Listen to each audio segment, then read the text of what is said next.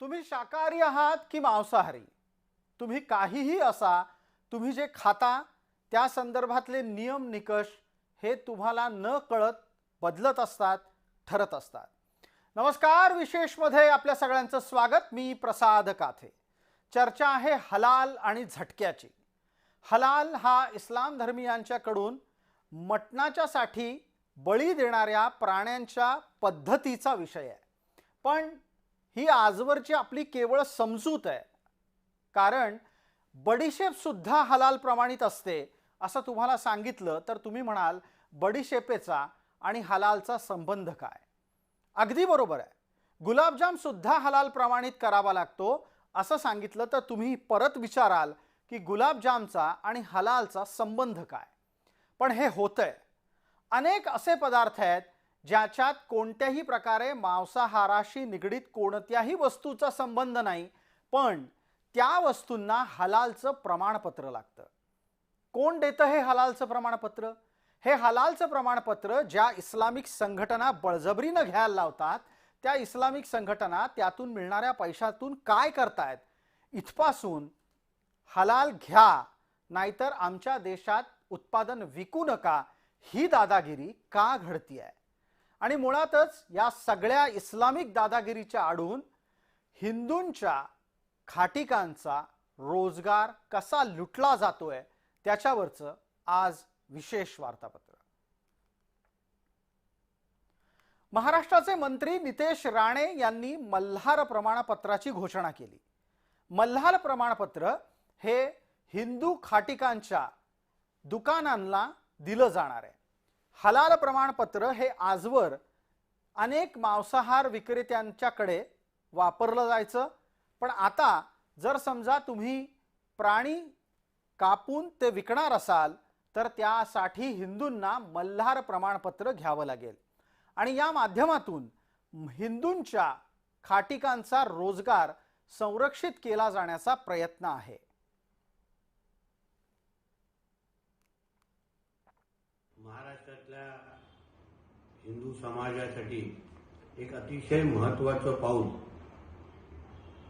आज mallarcertification.com या निमित्ताने सुरू झालेला आहे, जिथे 100% हिंदू समाजाचं तिथे प्राबल्य असेल, विकणारा पण हिंदू असेल, कुठेही त्या मटणामध्ये भेसळ झालेलं नसेल, थुकीचे जे काही उदाहरणं आपल्या नजरेसमोर येतात ते विहित आपल्याला हे मटण उपलब्ध राहील आणि या माध्यमातून हिंदू समाजाला अजून आर्थिक सक्षम करण्यासाठी एक महत्त्वाचं पाऊल हिंदुत्ववादी विचाराच्या सगळ्यात आमच्या सहकाऱ्यांनी या निमित्ताने टाकलेलं आहे.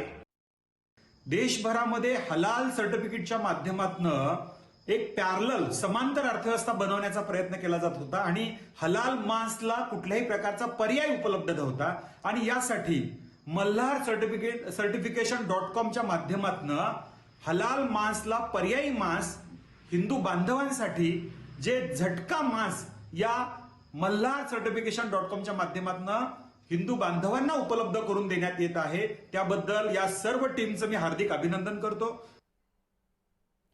मांस विक्रीमध्ये सरसकटपणे 2 शब्द वापरले जातात, हलाल आणि झटका. आपण टप्प्याटप्प्याने लक्षात घेऊ की ही हलाल पद्धत आणि झटका पद्धत आहे तरी काय. हलाल म्हणजे इस्लामिक कायद्याच्या नुसार परवानगी असलेलं अन्न, अर्थात ही प्राण्याला बळी देण्याची एक पद्धत आहे. या प्रक्रियेमध्ये प्राण्याला कमीत कमी त्रास सहन करावा लागतो असा फक्त आणि फक्त दावा आहे. प्रत्यक्षात प्राण्याचं बलिदान करत असताना देवाचं नाव म्हणजे अल्लाचं नाव घ्यावंच लागतं आणि धारधार चाकूनं तो प्राणी मारला जावा असं सांगितलेलं आहे. मुस्लिम व्यक्तीनं अल्लाचं नाव घेतच कत्तल करायची आहे, हेही हलालमध्ये अनिवार्य आहे. या दुसऱ्या बाजूला आत्तापर्यंत पारंपरिक पद्धतीनं झटका मांस विकलं जायचं. त्यात प्राण्याची मान एका झटक्यात वेगळी केली जाते. मारण्यापूर्वी प्राण्याला बेशुद्ध सुद्धा केलं जातं जेणेकरून प्राण्याला वेदना होऊ नये. काही दिवस त्या प्राण्याला उपाशी सुद्धा ठेवलं जातं.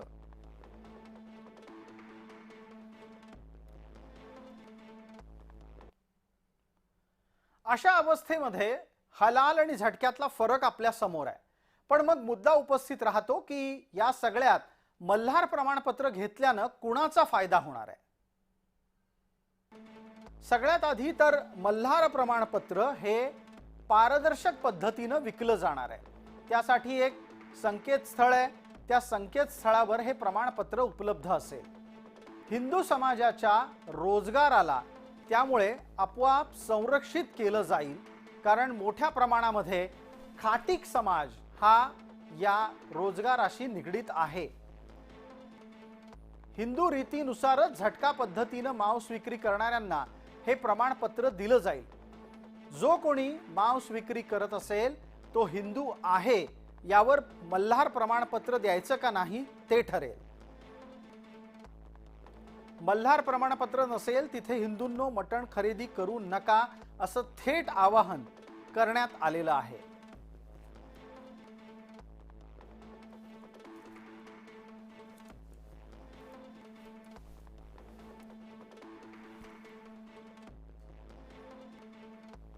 सध्याच्या घडीला जागतिक पातळीवर हलाल विरुद्ध झटका असा संघर्ष सुरू आहे.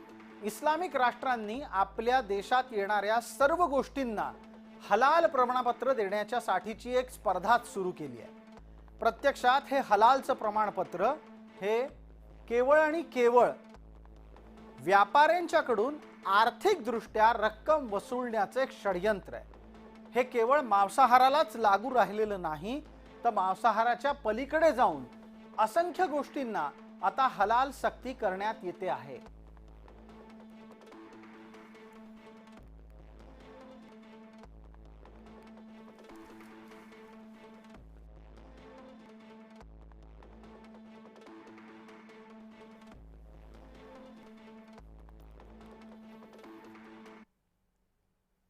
या निमित्तानं एकदा आपण लक्षात घेऊ की नक्की हलालची व्यवस्था चालते कशी. हलालची व्यवस्था ही एका इस्लामी अर्थव्यवस्थेचं प्रतीक आहे. इस्लामच्या अर्थव्यवस्थेमध्ये हलाल म्हणजे पवित्र, आणि या हलालच्या व्यवस्थेला राबवण्याच्यासाठी देशभरातील मुसलमान धर्मीय देशांनी स्वतंत्र असे कायदे कानून लागू केलेले आहेत. हलालच्या अर्थव्यवस्थेनं आतापर्यंत $2 ट्रिलियन टप्पा गाठलेला आहे. यावरून तुम्हाला इस्लामिक देशात हलालचा प्रभाव लक्षात येईल. तुम्हाला कोणतंही वस्तू स्वरूपातलं निर्यात इस्लामी देशांना करायचं असेल तर त्यासाठी तुम्हाला काही खाजगी संस्थांकडून हलालचं प्रमाणपत्र घ्यावं लागतं. आणि विशेष म्हणजे हे हलालचं प्रमाणपत्र तुम्हाला एका विशिष्ट कालावधीनंतर पुन्हा पुन्हा घ्यावं लागतं. परिणामस्वरूप हे प्रमाणपत्र मिळवण्यासाठी व्यापाऱ्यांना सातत्यानं पैसा देत राहावा लागतो.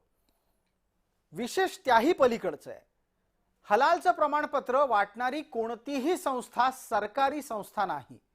या संस्था केवळ धार्मिक आहेत, आणि ज्या संस्था हे प्रमाणपत्र वाटतात त्यांच्याकडे हलालच्या प्रमाणपत्र वाटपातून आलेल्या पैशाचा हिशोब देण्याची पद्धतच नाही.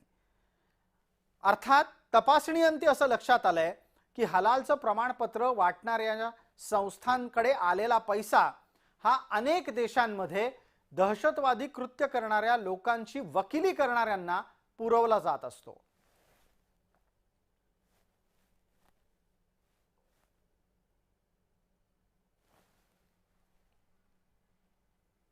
माननीय मंत्री महोदय नितेशजी राणे यांच्या हस्ते या सर्टिफिकेशनचं उद्घाटन झालेलं आहे, आणि हिंदू समाजाला या मल्हार certification.com माध्यमातून एक ऑनलाईन पद्धतीने ऑर्डर घेऊन ते मांस वितरित केलं जाणार आहे. भेसळयुक्त नसेल, त्या ठिकाणी त्याची शुद्धता असेल, आणि हिंदू समाजाला एक रोजगार त्या माध्यमातून उपलब्ध होईल.